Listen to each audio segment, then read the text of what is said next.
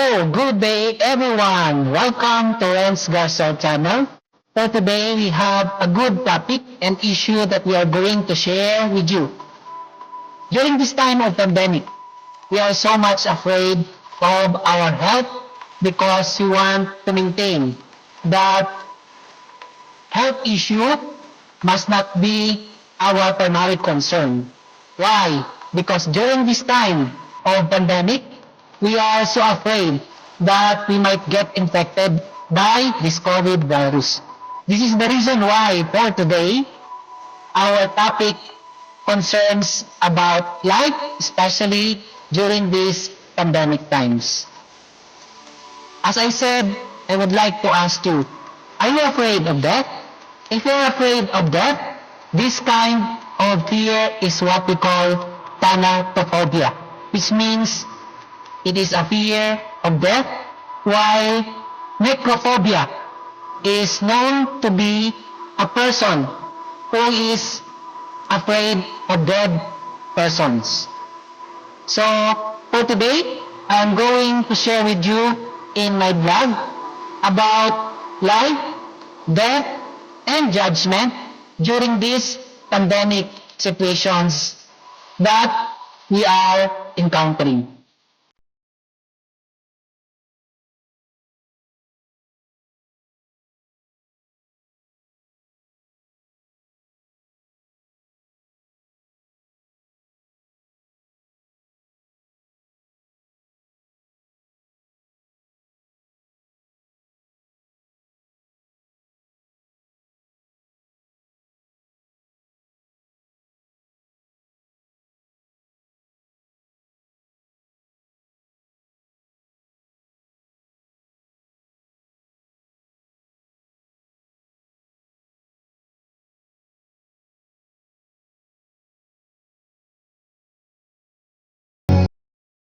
Good day, everyone.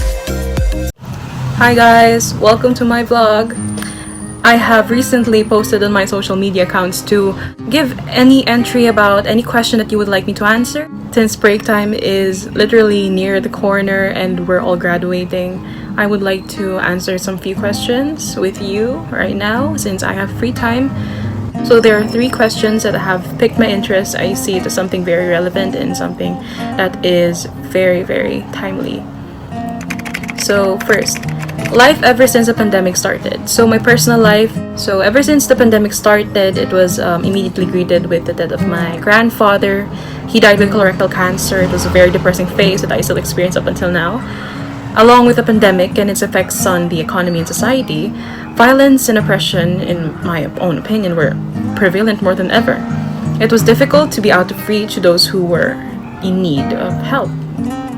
It was good that we had our Theology 4 actually, in amidst the pandemic, because it opened our minds to a lot of concepts and perspectives that redirected us in a Catholic view upon death, especially in these hard times. So second question naman, ready ka na ba sa Last Judgment? I personally believe that I am not ready for the Last Judgment.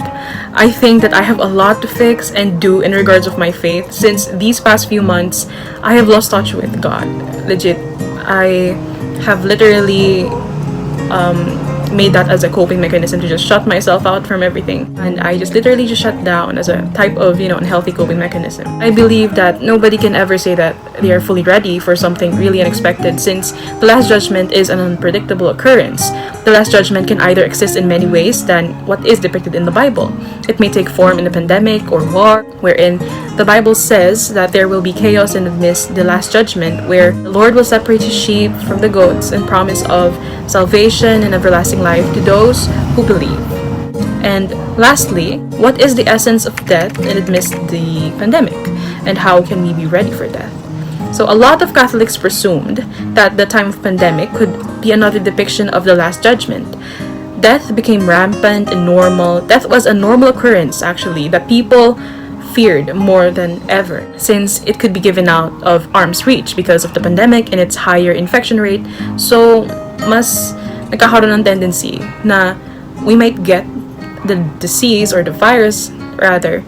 Kaya death is no longer something that is uncommon, yet rather normal. The church was immediately alarmed by the situation and called upon the people to cling on to their faith despite such hard times.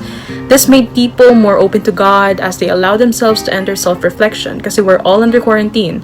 We're all under lockdown, and ever since that, I think, and from what I have observed, a lot of people try to reconnect with themselves and with their spiritual experience or journey with God and their faith.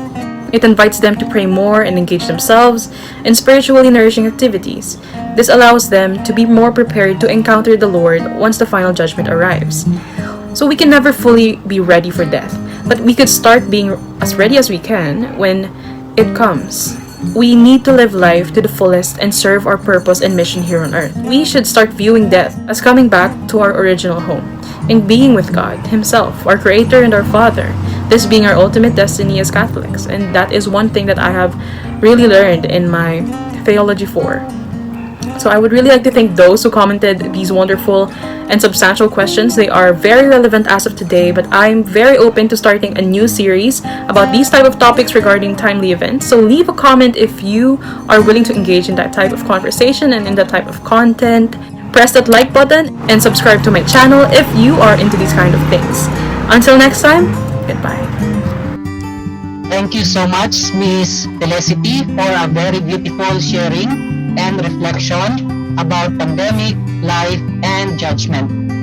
What she shares to us is a good reflection for all of us to look at on ourselves if we want to make a difference while here on earth and to leave a beautiful legacy when we move on to the next life. We have to prepare for our own death by living life to the fullest. Death is a reality of our life, and we are left with no option but to face and accept it. Matatakasan mo ba ang kamatayan? Wala na tayong takas kasi kabahagi na ito ng ating buhay.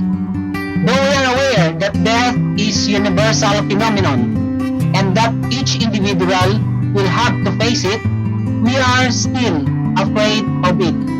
We are scared of death because we will be leaving our familiar world and we will embark on our journey to the unknown. The uncertainty of what lies ahead is what makes us death as fearsome. Thus, it is natural to fear the unknown, to fear our impending death. Death puts human life in question. In fact, the Church teaches us that it is only in facing our death that riddle a human existence that grows more acute. Man is tormented by pain and by the advancing deterioration of his body, even more so by dread of perpetual extinction that is coming from the catechism of the Catholic Church. The fear of death naturally grieves us. Any kind of separation is painful. Death as the separation of body and soul is most terrifying when we view death as the end of everything. Actually, in reality, death is not painful at hindi naman talaga nakakatakot. Ang nakakatakot naman lang talaga ay yung hindi natin alam kung saan ang patutungo natin, kung sa heaven ba o sa hell. Yun ang walang kasiguraduhan na patutunguhan, yun talaga ang ating kinakatakutan. At kung husgahan ba talaga tayo ngayon ng Panginoon, sa tingin mo, pasado ba ang performance mo? Kaya during this time of pandemic is a time for us to reflect kung maganda ba ang buhay natin, pasado ba ito sa criteria na gusto ng ating Panginoon, na karapat-dapat ba tayong mabigyan ng reward o di kaya ay mabigyan tayo ng nakakatakot na kaparusahan habang tayo ay nasa kabilang buhay. Ito ang malaking takot na kakaharapin natin. Kaya tayo, habang may pagkakataon pa, gumawa na tayo ng ating legacy or advocacy that you think could give you merits na maging pasado po tayo sa criteria na nakapasok po tayo sa kaharian ng Diyos. Kaya hanggang dito lang po muna ang ating pagtalakay sa issue on pandemic, life, death, and judgment. Sa susunod pa po ay marami pa tayong may babahagi sa inyo. Maraming salamat sa inyong panonood. Gusto ko lang i-acknowledge ang beautiful sharing ng ating kapanalig for today, Miss Felicity Abastillas. Thank you so much and regards to your family. I would like also to acknowledge the Dominican College San Juan, the administrators, the teachers, the employees, and staff. I would like also to shout out to our birthday celebrant, Miss Gay Legaspi, and shout out also to Miss Edflor Huerbana Madrid in UK. And also I would like to acknowledge the Garcel family, Britannia family, the Brazas family, the Muya family, the Parsha family, the Rimondo family, and my batchmate dyan sa Iloilo sa Sacred Heart Academy Batch 1990. To all of you, mag-ingat po tayo palagi at sana kayo ay nasa mabuting kalagayan. And to all of you, our beloved subscribers and silent viewers, I hope na patuloy niyo pong subaybayan ang ating mga maiksing vlog sa araw-araw. Isang magandang araw po sa ating lahat at sana po ay meron po tayong natutunan. Sa muli, patuloy niyo pong suportahan sana ang ating Renz Garcel channel, Kapanalig TV, at sana nasa mabuti po tayong kalagayan. Good day to everyone and mabuhay!